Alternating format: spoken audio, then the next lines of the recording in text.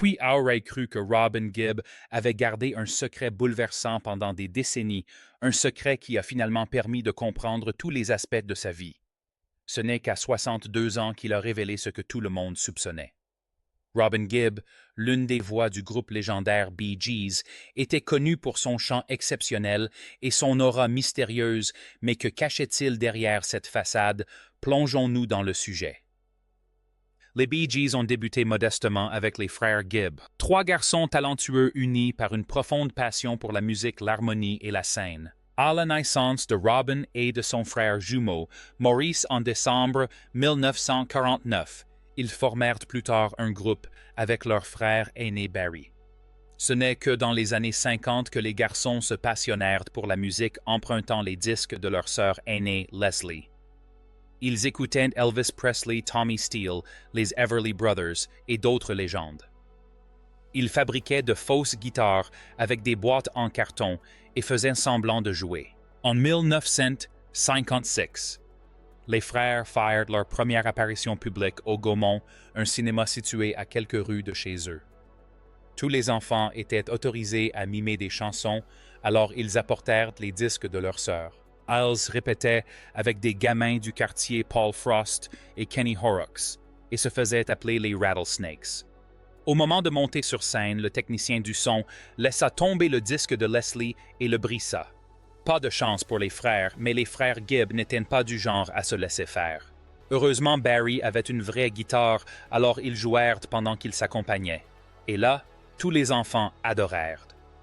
Dès lors, les frères eurent à cœur de se consacrer à la chanson et d'être découverts. En mai 1958, les Rattlesnakes se séparèrent après le départ de Paul Frost et Kenny Horrocks, mais les frères Gibb n'étaient pas prêts à s'arrêter là. Ils décidèrent de se reformer et formèrent un nouveau groupe appelé We Johnny Hayes and the Blue Cats, Barry adoptant le nom de scène de Johnny Hayes. Août 1958 marqua le début d'une toute nouvelle aventure pour la famille. Isles firent leurs valises et quittèrent l'Angleterre pour un nouveau départ en Australie.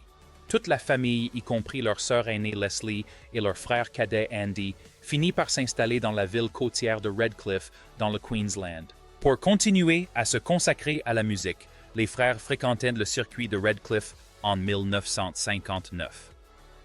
Ils s'y produisaient entre les courses, ce qui attira l'attention de Bill Good, l'un des pilotes. Ce dernier les apprécia tellement qu'il contacta le DJ Bill Gates, qui fut lui aussi impressionné par leurs harmonies naturelles. Gates enregistra alors leurs chansons et les diffusa à la radio. C'est lui qui suggéra le nom Bee Gees, initiale commune à Barry Gibb. Bill Good était lui-même. Ce nom devint plus tard Bee Gees Abbreviation de Brothers Gibb. Leur père Hugh finit par devenir leur manager. Avant leur succès, Hugh subvenait aux besoins de sa famille grâce à son activité de photographe. En tant que manager, il décida de se consacrer à ses fils. À cette époque, il commençait déjà à se faire un nom apparaissant dans des émissions de télévision australiennes comme Anything Goes et Brisbane Tonight. De plus, Robin et ses frères se produisaient dans des théâtres, des boîtes de nuit et des bars dès leur plus jeune âge. Leur père leur apprenait à chanter des chansons des Mills Brothers, tandis que leur mère Barbara choisissait leur tenue. Malgré cela, ils étaient loin d'avoir connu le succès. Les frères firent la connaissance de Nat Kipner, un auteur-compositeur et producteur américain qui connaissait bien le milieu musical. Il venait de prendre la direction artistique de Spin Records, un tout nouveau label indépendant. Kipner perçut le potentiel des Bee Gees et crut en leur talent. Désireux de les aider à percer, il devint leur manager et facilita leur passage de Festival Records à Spin Records. Ce changement fut une étape cruciale pour eux. Bien qu'ils continuassent à collaborer avec Festival Records pour la distribution en Australie, Spin Records offrit aux Bee Gees un nouveau départ grâce à Kipner. Ils prirent contact avec Ossie Byrne, un ingénieur du son talentueux qui croyait tout autant en leurs capacités. Byrne les accueillit dans son studio confortable et aménagea sur mesure les studios St. Clair à Hurstville, Sydney, où ils commencèrent leur session d'enregistrement. Même si le studio n'était pas luxueux, il permet aux Bee Gees d'expérimenter et de peaufiner leur son.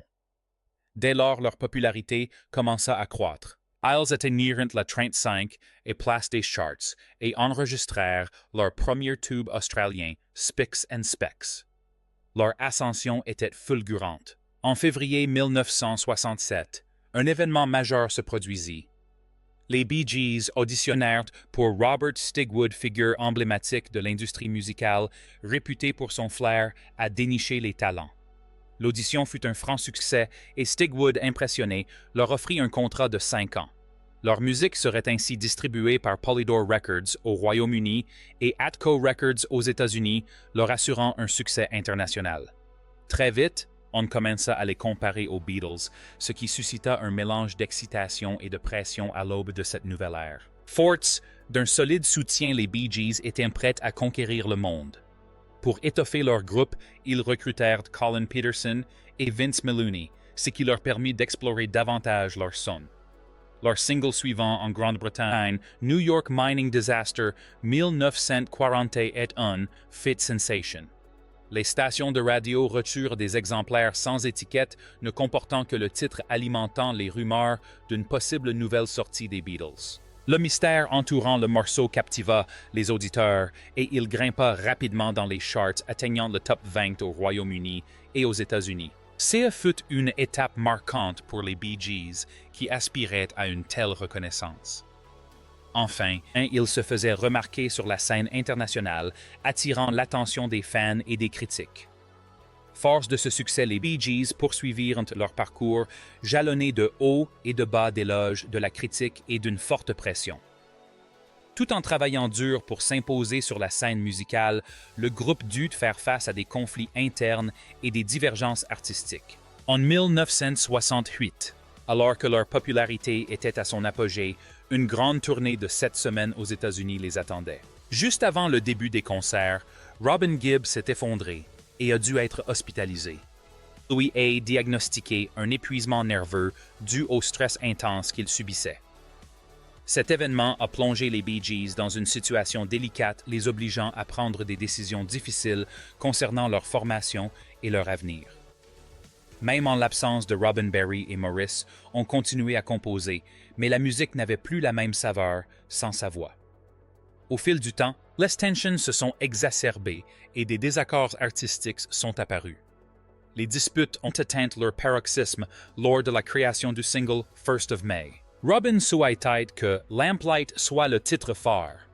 Se sentant un peu mis à l'écart, il décida de quitter les Bee Gees en 1969 pour se consacrer à sa carrière solo. Barry et Maurice tentèrent de continuer sans lui, mais son absence se faisait cruellement sentir. Leur premier concert sans Robin au Talk of the Town à Londres fut un mélange de joie et de tristesse. Malgré la poursuite de l'enregistrement de l'album Cucumber Castle, l'absence de Robin était difficile à ignorer. De son côté, Robin connut le succès avec son tube solo Saved by the Bell. Alors que la carrière solo de Robin prenait son envol, il devenait difficile pour Barry et Maurice de maintenir la cohésion du duo. Ils se lancèrent dans des projets individuels, mais rencontrèrent des difficultés.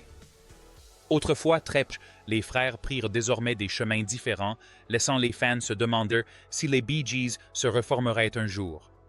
Au milieu des années 1970, ils commencèrent à apaiser leurs tensions. En vacances en Espagne, Barry repensa à tout ce qui s'était passé. Maurice prit contact avec Robin pour lui présenter ses excuses et ce simple geste les réunit. Leurs retrouvailles furent un succès. En 1971, ils sortirent leur 9e album, Trafalgar, qui comprenait le tube How Can You Mend a Broken Heart. Ce titre leur permet de revenir sur le devant de la scène et de réintégrer le top 10 britannique après une période difficile tant sur le plan personnel que professionnel. Durant les années 70, les Bee Gees opérèrent un virage musical surprenant en adoptant le disco No Talent grâce à la voix de falsette exceptionnelle de Barry.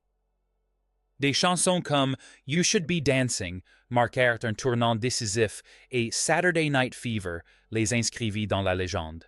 Alors que les années 70 touchaient à leur fin et que le disco s'essoufflait quelque peu, les chansons des Bee Gees continuaient de toucher le cœur des fans. Ils sont véritablement devenus des icônes de la scène musicale, laissant une empreinte indélébile qui a dépassé leur époque. Fin 1979, le déclin du disco s'amorçait et les Bee Gees ont dû faire face à de sérieuses difficultés. Le disco a rapidement subi un revers. E.T. fans comme critiques ont commencé à se désintéresser de ce genre qui avait fait fureur. Indissociables du disco, ils ont traversé une période difficile. Ils ont essuyé le rejet des stations de radio et d'un public qui se détournait du disco. De plus, ils ont dû faire face à des démêlés judiciaires lorsqu'un musicien les a accusés d'avoir plagié des passages de leur tube « How Deep Is Your Love ». Dans un premier temps, le tribunal a donné raison à l'accusateur, estimant que les Bee Gees n'avaient pas fourni de preuves d'experts suffisantes pour étayer leur défense. Mais quelques mois plus tard, cette décision a été cassée et ils ont été innocentés de toutes les accusations, même si cette épreuve les a profondément marqués. Malgré les épreuves traversées, les Bee Gees ont toujours conservé leur passion pour la scène et leur lien privilégié avec leurs fans. Lors d'un concert, ils ont rendu hommage à leur frère disparu, Andy Gibb, en interprétant avec lui la chanson « Our Love Don't Throw It All Away ». Ce fut un hommage poignant qui a ravivé la flamme de l'esprit d'Andy et la complicité fraternelle touchant profondément le public. Ce moment d'émotion a permis aux Bee Gees de prendre conscience de la magie incroyable qui les unissait à leurs fans et de l'importance de leur propre héritage. Motivés, Barry, Robin et Maurice se lancèrent dans une tournée mondiale intitulée One Night Only. Portés par le soutien de leurs fans, la tournée fut un immense succès insufflant un nouveau souffle à leur carrière et les reconnectant avec leur public international. Cette tournée donna aux Bee Gees une nouvelle orientation et ils continuèrent à se produire, atteignant une popularité sans précédent. Mais avec le temps, des problèmes de santé commencèrent à peser sur le groupe. En 2002, Maurice Gibb, l'âme et l'humour du groupe, fut confronté à des problèmes de santé inattendus. Il fut hospitalisé et malheureusement il décéda, laissant Barry et Robin dévastés. Avec la disparition de Maurice, le trio des Bee Gees dut se séparer. Les frères décidèrent de mettre fin au nom des Bee Gees en hommage à Maurice, marquant ainsi la fin de leur aventure musicale légendaire. Son décès fut un coup dur pour Barry et Robin, mais leur lien indéfectible et leur amour de la musique restèrent intacts. En 2006, Barry et Robin remontèrent sur scène ensemble pour la première fois depuis la mort de Maurice, non pas pour un grand concert, mais pour un événement caritatif à Miami. Ça fut un moment simple, mais poignant, témoignant de leur résilience et de leur attachement à l'héritage musical familial. Dans les années qui suivirent, Robin dut affronter ses propres problèmes de santé après avoir reçu un diagnostic de cancer du foie. Son état s'aggrava lentement, mais il continua de se battre en secret. Malgré ses difficultés et l'annulation de concerts, il resta en contact avec ses fans, impressionnant chacun par son courage et son dévouement. Dans une interview, son fils, Robin John Gibb, révéla un secret bien gardé. Apparemment, tous les médias s'étaient trompés. Ce n'est pas le cancer qui a emporté son père Robin. Il expliquait être déjà en rémission et que le cancer était à peine visible. C'est une insuffisance rénale qui a causé la mort de son père. Cela pourrait expliquer l'écart important entre les propos tenus par le chanteur au sujet de son cancer en février et la dégradation soudaine de son état de santé en mars.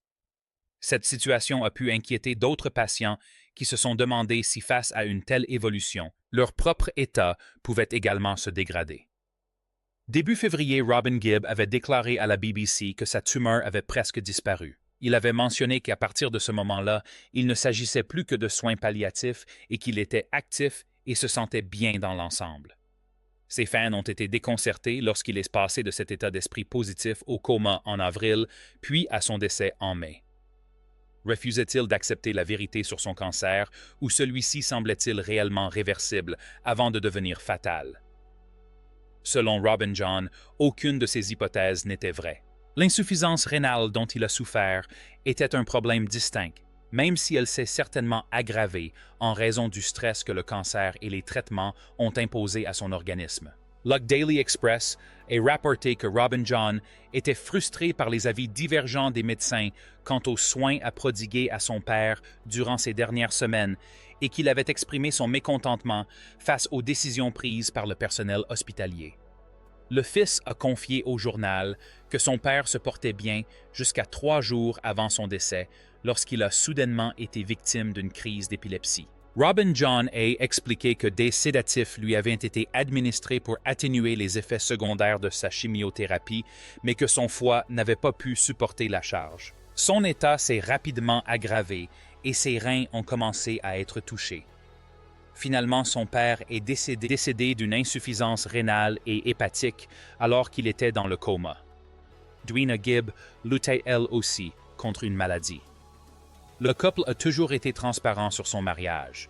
Il a un enfant avec leur ancienne gouvernante et elle a toujours assumé son attirance pour les femmes, mais après 28 ans, il est clair qu'ils tiennent encore beaucoup l'un à l'autre. En 2009, après la naissance de Snow Robin Gibb, une fille de Robin et de leur gouvernante, la vie de ce dernier a pris une tournante. Malgré leur mariage non traditionnel, Dwina, artiste et prêtresse druidique, aurait été extrêmement bouleversée lorsque la vérité a été révélée.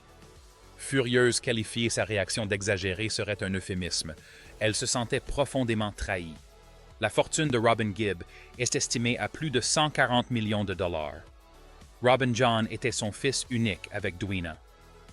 Robin a également 2 enfants aînés issus de son premier mariage avec Molly Hollis, une fille Melissa et un fils Spencer. Son mariage de 12 ANS avec Hollis, secrétaire de l'ancien manager des Bee Gees, n'a pas résisté à la célébrité soudaine.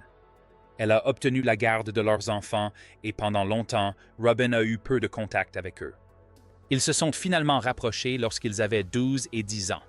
À cette époque, il était déjà marié à Dwina, rencontrée en 1980 par l'intermédiaire de sa cousine. Elle travaillait alors dans une usine de poufs à Londres et poursuivait son rêve de devenir artiste. Un autre secret bien gardé concernait les frères Gibb.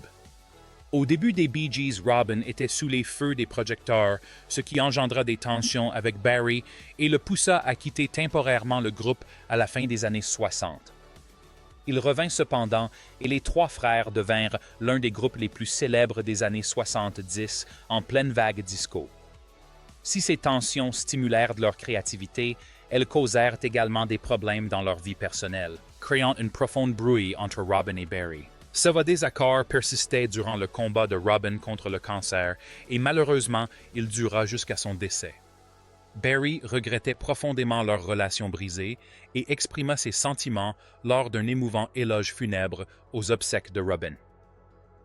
Après la disparition de Robin, Barry prit la décision poignante d'honorer l'héritage qu'ils avaient bâti ensemble. En 2013, il entreprit sa première tournée solo qui dépassait le simple cadre de concert. Elle constituait un hommage sincère à ses frères et au parcours exceptionnel qu'ils avaient accompli ensemble. Chaque chanson est devenue un vibrant hommage à leur musique commune, à leur amour et à leur fraternité indéfectible. En 2016, Capitol Records a fait un choix audacieux en signant un contrat pour assurer la pérennité de la musique des Bee Gees pour les générations futures, contribuant ainsi à consolider leur héritage. Même dans les moments les plus difficiles, leurs chansons ont continué d'inspirer et de rassembler des fans de tous âges. Au cœur de leurs tubes intemporels se cache une histoire de fraternité, de résilience et d'un héritage qui marquera les esprits pour les générations à venir.